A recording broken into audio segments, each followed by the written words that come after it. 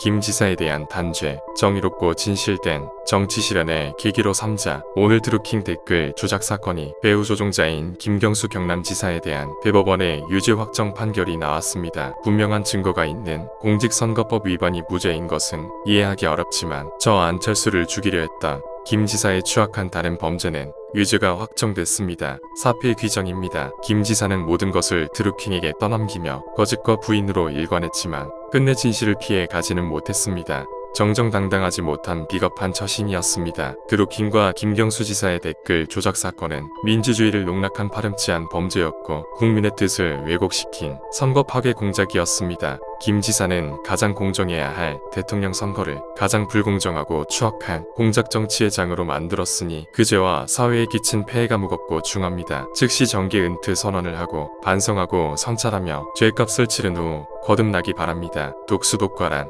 말은 형사법에만 적용되는 원칙이 아닙니다. 부당하고 불법적인 방식으로 탄생한 이 정권은 태생적 한계 때문에 부정과 불법의 길로 갈 수밖에 없었습니다. 지난 4년 동안 문재인 정권이 보여준 거짓과 위선, 무능과 독선 내로남불은 이런 잘못된 시작의 필연적인 결과입니다. 조작된 진실이라는 음지에서 자란 버섯은 결국 독버섯이 될 수밖에 없는 것입니다. 오늘 대법원 판결로 문재인 정권 탄생 과정에서의 불법성과 범죄 행각에 대한 사법적 판단이 마무리됐습니다. 그러나 이것이 끝이 아닙니다. 범죄자에 대한 처벌뿐만 아니라 그 범죄를 통해 이득을 본 사람의 진심 어린 사과와 반성, 피해 회복 노력이 이뤄져야 비로소 정의가 바로 설 수 있습니다. 누가 김경수 지사와 드루킹 일당의 범죄로 가장 이득을 받는지는 천하가 다 알고 있습니다. 문재인 대통령께 묻습니다. 지난 대선 댓글 조작 과정에 대해 얼마나 보고받고 지시나 격려를 해주었습니까? 최측근이 벌인 엄청난 선거 공작을 몰랐다면 그것은 손바닥으로 하늘을 가리는 짓입니다.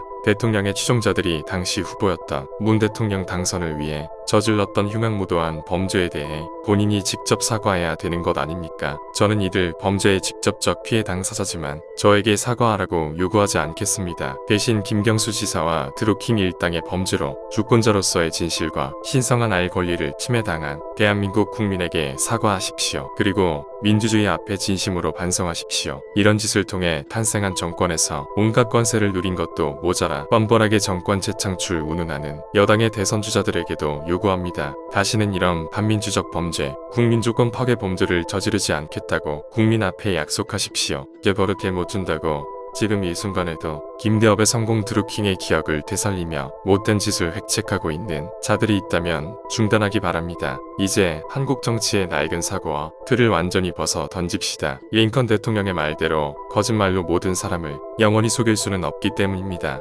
이번 김 지사에 대한 대법원 유죄 판결을 계기로 여야 모두 정의롭고 진실된 정치의 실현을 약속합시다. 정의와 공정, 민주주의의 중요성을 다시 한번 생각하는 계기로 삼읍시다.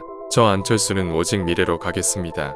그동안 한국 정치를 지배해온 낡은 사고와 틀을 깨고 이 정권이 파괴한 민주화 법치의 가치, 공정과 정의의 원칙을 바로 세우는 정치로 미래를 향한 더 나은 선택을 만들기 위해 향해 온 몸을 던져 끝까지 최선을 다할 것입니다.